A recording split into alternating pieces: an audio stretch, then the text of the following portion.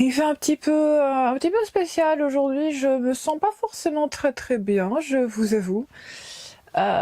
Pour beaucoup de raisons, je dirais.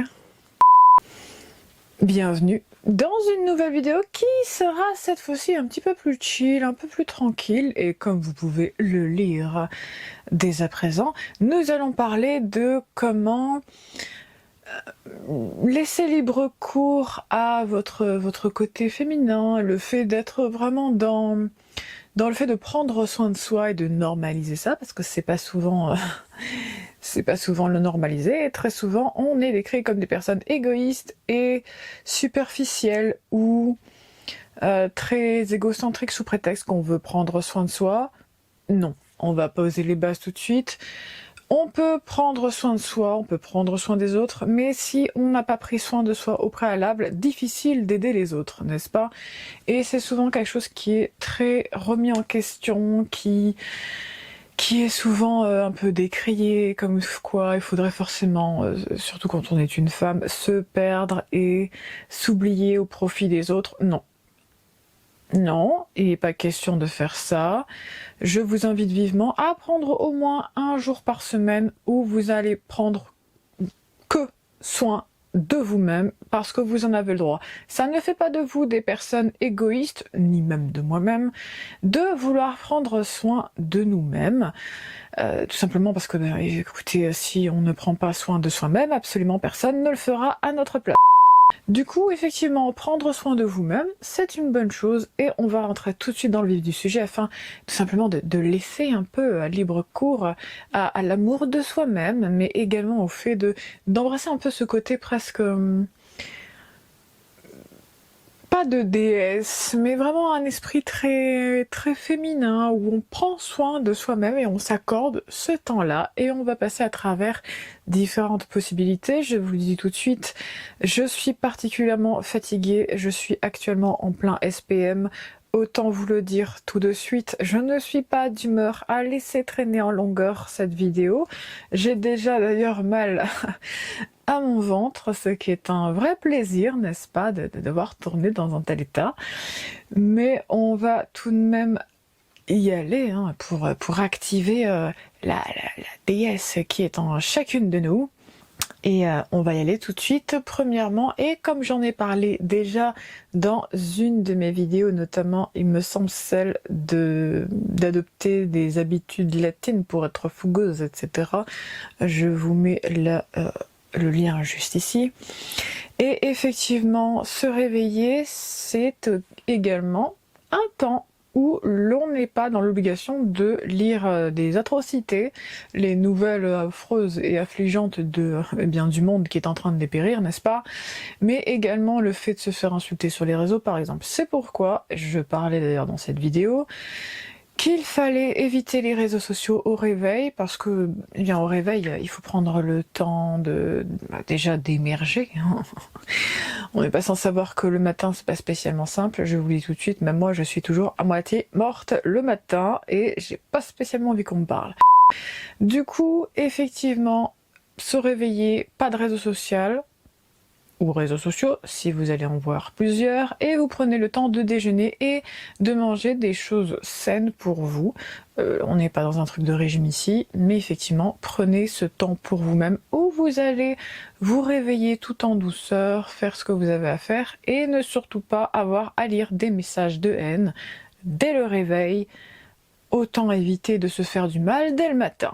Et du coup, suite à avoir pris soin de vous dès le réveil, vous pouvez du coup débuter votre journée notamment par le fait dans une journée de cocooning, n'est-ce pas, de faire des activités qui vous plaisent, de justement vivre vos passions, faire ce que vous avez envie de faire tout simplement cette journée-là. Et laissez libre cours à votre expression, votre créativité. C'est une bonne chose le matin ou même le reste de la journée ou de la semaine de prendre soin de soi de cette manière et de pratiquer vos passions, de vraiment continuer à vous améliorer dans ce sens-là et ne pas les mettre de côté sous prétexte que oui, mais telle personne a besoin de moi. Vous pouvez prendre soin des autres, mais ne vous oubliez pas un seul instant là-dedans. parce que vous allez forcément le regretter. Autant vous dire que les autres tendent davantage à vous faire abandonner vos passions pour favoriser leurs projets personnels plutôt que les vôtres. Donc autant vous dire, si vous ne prenez pas ce temps pour vous, personne ne vous le donnera. Du coup, autant y aller directement et ne pas perdre son temps, n'est-ce pas? Surtout que personne ne vous défendra ni ne se lèvera pour vous, autant vous le dire, ne vous leurrez pas parce que c'est vrai. Et c'est par expérience que je vous le dis. On est très sans filtre aujourd'hui. Je vous préviens. Je ne suis pas d'humeur à filtrer et je n'ai aucune envie d'être très beaucoup plus soutenue que pas comparé à ce que je suis d'habitude. J'ai pas envie. Là tout de suite, je suis fatiguée. Ça va être nature peinture aujourd'hui.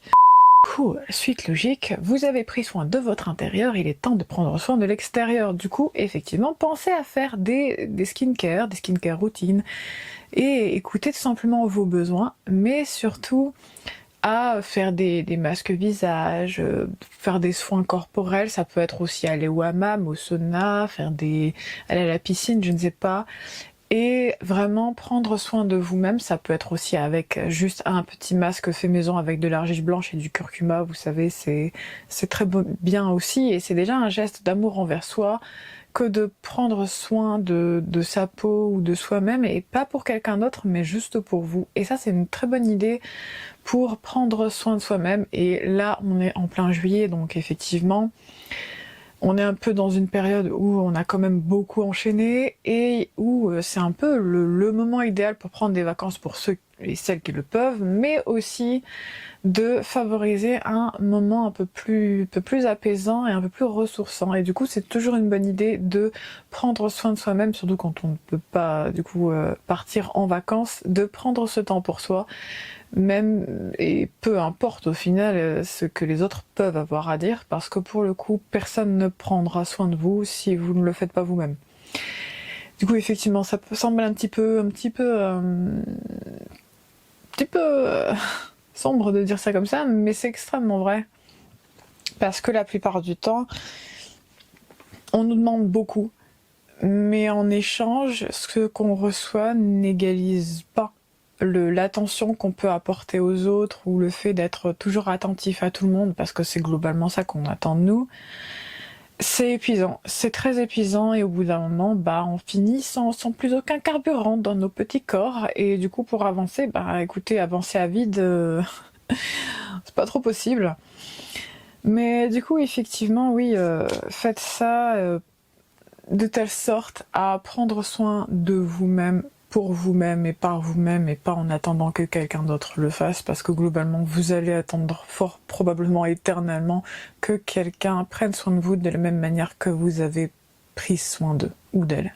Ensuite, n'oubliez pas, et surtout pensez à vous offrir de temps à autre des tenues qui vous plaisent vraiment, qui vous mettent en valeur, que vous aimez, par exemple à cause des couleurs, des motifs, etc., ou de la forme, de la silhouette de telle ou telle tenue.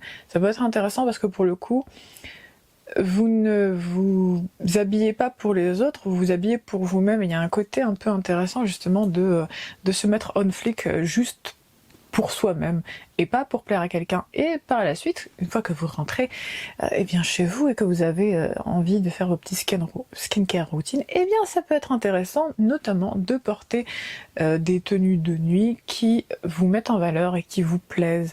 Ça peut être des nuisettes, ça peut être des pyjamas un peu mignons, ça peut être beaucoup de choses. Des tenues qui vous mettent en valeur et vous fassent sentir comme si vous étiez globalement une divinité, même si c'est pas du tout le cas, mais effectivement qui vous fassent sentir bien, que vous vous sentez ultra frais, ultra fraîche, que vous vous sentez très bien, et pas juste pour quelqu'un, mais juste pour vous parce que vous existez, et c'est déjà une excellente nouvelle. Parce qu'il faut le savoir, quand on s'habille d'une certaine manière, ça nous permet d'accéder à une certaine vibration de nous-mêmes, et ça nous permet aussi de gagner en confiance en soi, mais aussi de gagner en confort, en effet un peu cocooning, où on se sent bien, parce qu'on porte quelque chose qui nous valorise, qui nous fasse nous sentir bien. Et c'est intéressant de prendre soin de cette manière, parce que pour le coup, et on a tendance à le négliger, l'habit parfois, favorise le moine ou la nonne, et même si vous êtes ni des moines ni des nonnes, après je sais pas, je ne suis pas sûre de si il n'y ait point de nonnes ni de moines qui regardent ma vidéo. Mais pour le coup, effectivement, ça peut être intéressant de... je sais pas pourquoi j'arrête pas de voir des moines et des nonnes maintenant, du coup.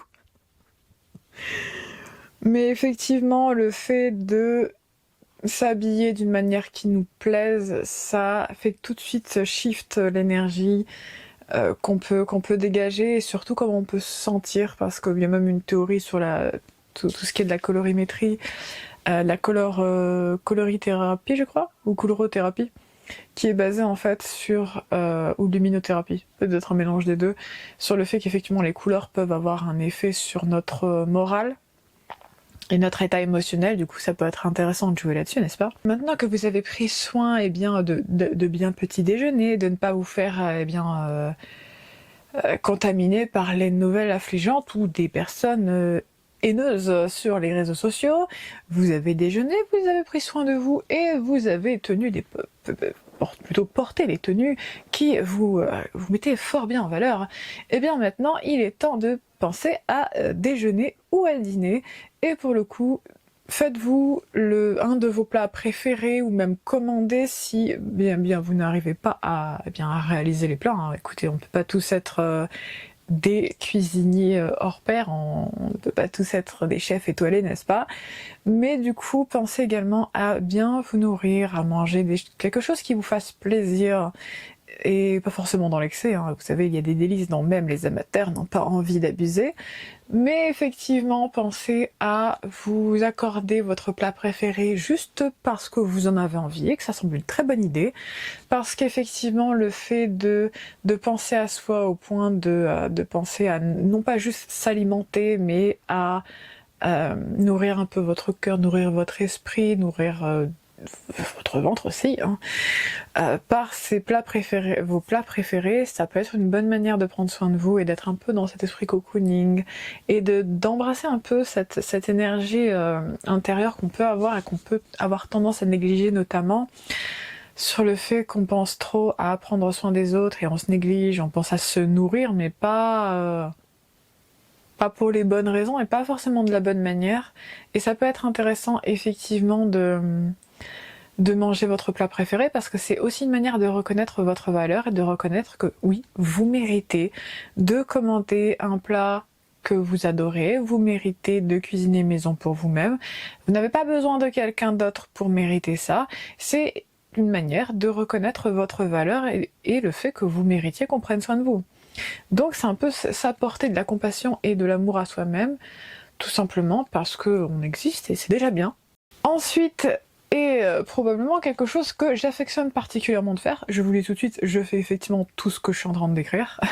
C'est pas juste des conseils que je vous donne comme ça, c'est vraiment quelque chose que je fais déjà.